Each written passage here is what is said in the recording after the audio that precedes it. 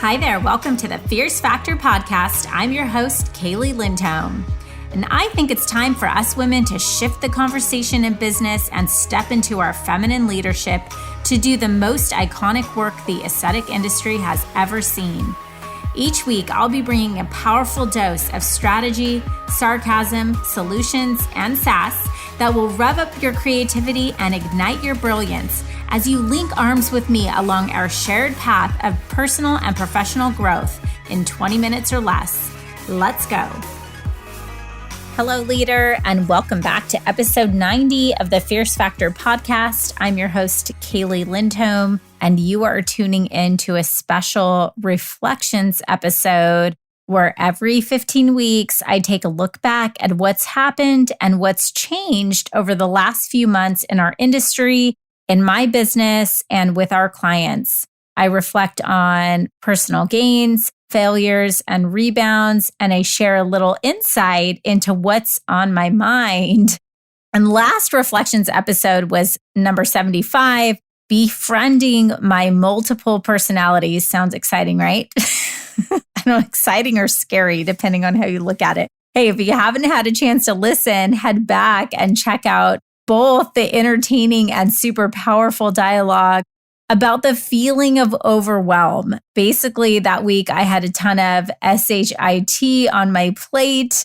And intellectually, I realized that this was all on my plate because I had overcommitted and I had placed all of those things on my to-do list. I hate admitting that. And as a recovering perfectionist, all of the things on your list can't be C work, right? So they need to be done on time and they need to be done right. Sound familiar, leader? I know you get me. So basically in that episode, I had a moment of clarity, realizing that I had created the uncomfortable mess I was in, and that in itself was frustrating me. I was telling myself I was not focused, I was not managing my time well, and that I was a fraud because after all, I do spend half of my days coaching other business owners on setting boundaries to protect their time, independence, and sanity. Yet here I was buried in to-dos. And they're all important. And I talk about a tool that I use to help myself cope through that state of mind. So head back and tune in if you haven't heard that episode. But today I have thoughts that very much sister the ideology that we aren't always the ones in control. Thoughts about how we as business owners don't always have the ability to see through the clearest lens. And I have to say that personally, it pains me to say that. I think anyone who really knows me would agree because I like to think that I'm pretty on the ball and on top of things, but there is a lot that is out of our control and there's plenty that we need to choose to release control over so that we don't wind ourselves up like a cuckoo clock until we have an ulcer. And that's kind of the point. I routinely use the analogy that you can't see the bottle from inside the label or the picture from inside the frame. It's a perspective thing. And that's why it's extremely valuable, PS, to bring in someone you can trust from the outside who understands your industry and your ambitions to help you see the bigger picture.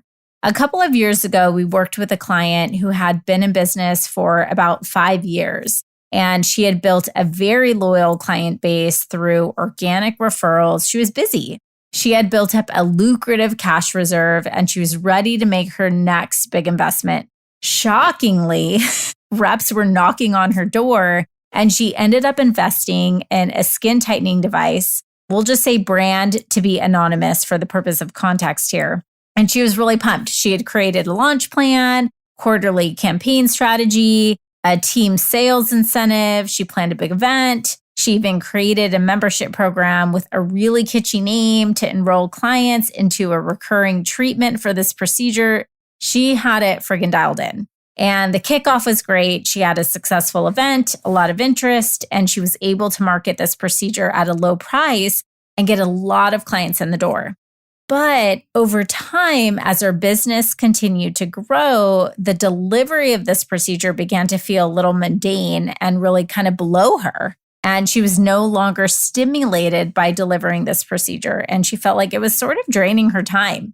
So she needed to hire someone to delegate it to. So she began the process of hiring. She found a part-time nurse who began to help her service the demand and eventually needed a second one to help on the days off. Now she had 2 employees on payroll, primarily to deliver this treatment. As demand grew, so did other practices offering this procedure, and eventually everyone on the block had one. She kept the price low because she had the volume to compete. So here she was, a brilliant physician with essentially an entire business revolving around a low-price leader procedure, a very ambitious and safe business strategy that was essentially flirting with commoditization. When she started to experience challenges with one of her part-time employees, she started to feel overwhelmed, like she was carrying 80% of the weight in a 3-provider practice, and she started feeling frustrated. Have you been there? And that's when she called me. She really felt like she was being tugged in a direction that was pulling her away from doing her most brilliant work of facial balancing, of concierge patient care, of inventing new treatment modalities, of really using her skills and experience to bring a new model of aesthetic wellness to the marketplace. So she came to me and she asked me to help her build the infrastructure to hire a full-time nurse to assist with her injectable and filler aspect of her business so she could have more time to think and plan. She was exhausted. And so we ran some numbers and discovered that this procedure, this skin tightening, quote unquote, procedure was responsible for only 30% of her profits, yet required over 75% of her business resources to sustain employees, marketing, customer retention, client follow-up, overhead, you name it. I instantly recognized this place she was coming from because I have seen this story way too many times to count.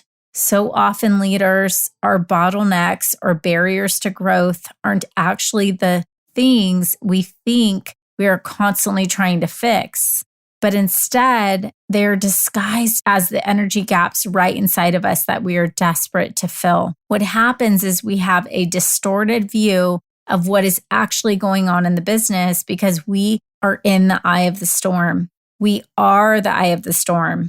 Think about a hurricane. The eye of the hurricane feels completely justified and in control.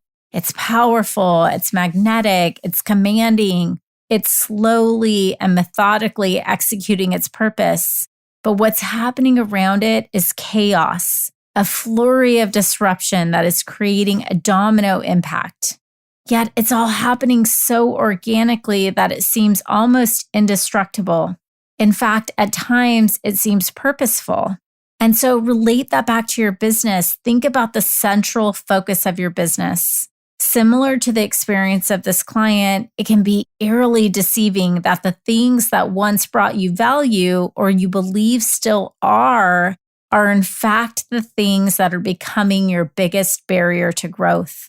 That's the thing. Success is a double-edged sword. It's so interesting that often the tools, the strategies, the mindset that brings success will ultimately become the thing that needs to change to stimulate next level growth in the future. The reality is, for me, it makes sense because as business owners, we are growing as human beings. If we aren't really embracing and investing in this journey of personal growth, our business will never grow beyond us.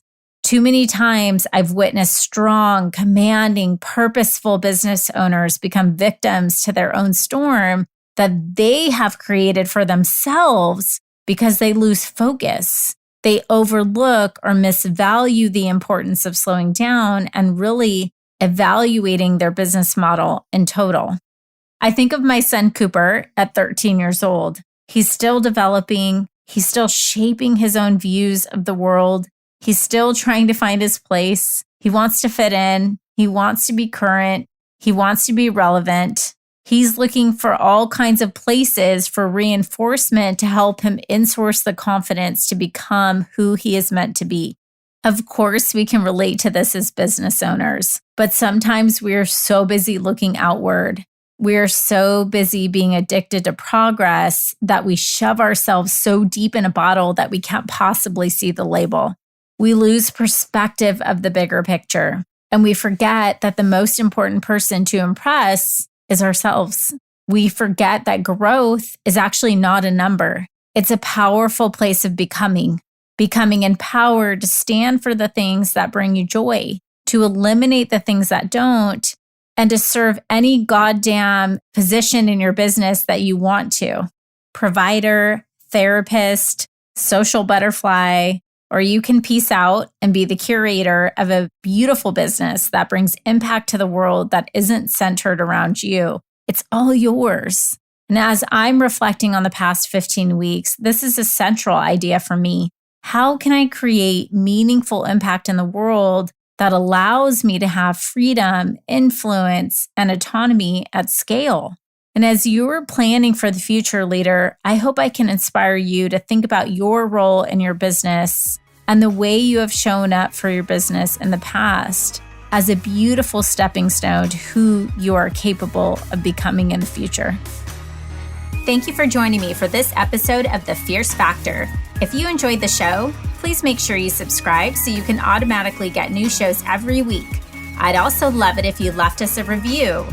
And come join the conversation online. If you're an aesthetic industry owner, operator, or leader, please join my free Facebook group, The Tribe of Fierce Aesthetic Leaders, a community of ambitious, purpose-driven professionals who collaborate and share best practices for growth in business and life. I'm honored you tuned in.